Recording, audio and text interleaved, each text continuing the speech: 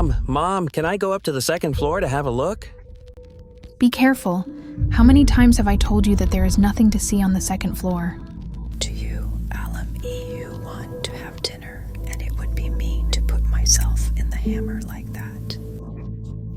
Changchun, sunny, minus 15 degrees to minus 6 degrees. Shenyang, sunny, minus 8 degrees to 1 degree. Tianjin, sunny to cloudy, 0 to 7 degrees.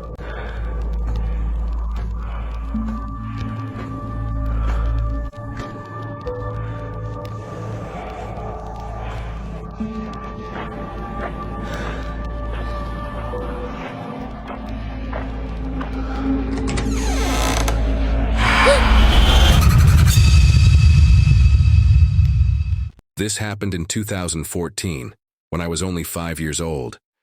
My family lived in the countryside, and almost every household in the village was a kind of two-story, self-built house.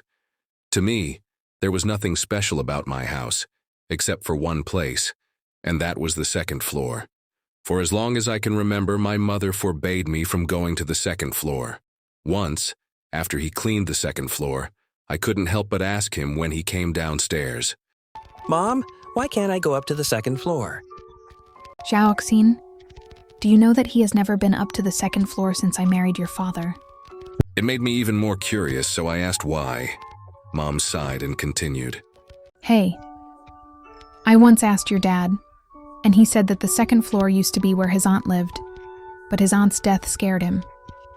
Your dad saw his aunt's body with his own eyes when he was a child, and this has become a hurdle in his heart that will never pass. Then my mother told me a story about my father's childhood. It was when my father was a child. He played hide and seek with his aunt in the yard. He looked for his aunt for a long time, but he never found her. Later, he was tired of looking, so he leaned against a large water tank in the yard to rest.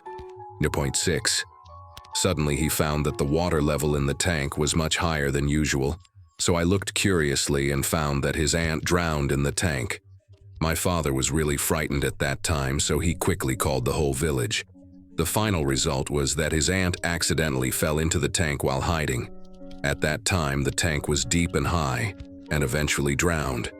From then on, every time my dad went up to the second floor, he would always see something scary, so he never dared to go near the second floor again. That's why my mom wouldn't let me go to the second floor.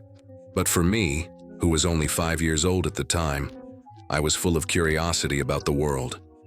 I remember one night after 8 o'clock, my parents were watching TV, and they asked me to go back to my room to sleep.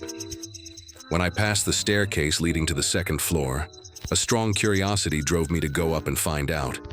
I also suspected that there was something terrible about the second floor, so I walked up step by step and finally reached the second floor. There were 2 bedrooms and a balcony. In the darkness, the second floor exuded a gloomy atmosphere. I struggled and finally decided to take the courage to check the rooms.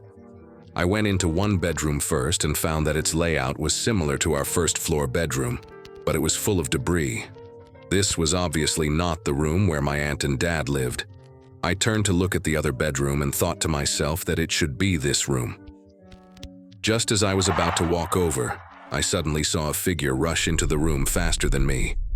Even though I was extremely scared, I didn't know where the courage came from at that time, so I followed. When I entered the bedroom, I was stunned by the scene in front of me. Although the whole room was empty and there was nothing, it was filled with an indescribable, strange atmosphere. What was even more creepy was that there was a huge mirror standing alone beside the bed. When I slowly walked towards the mirror with doubt, something terrifying happened.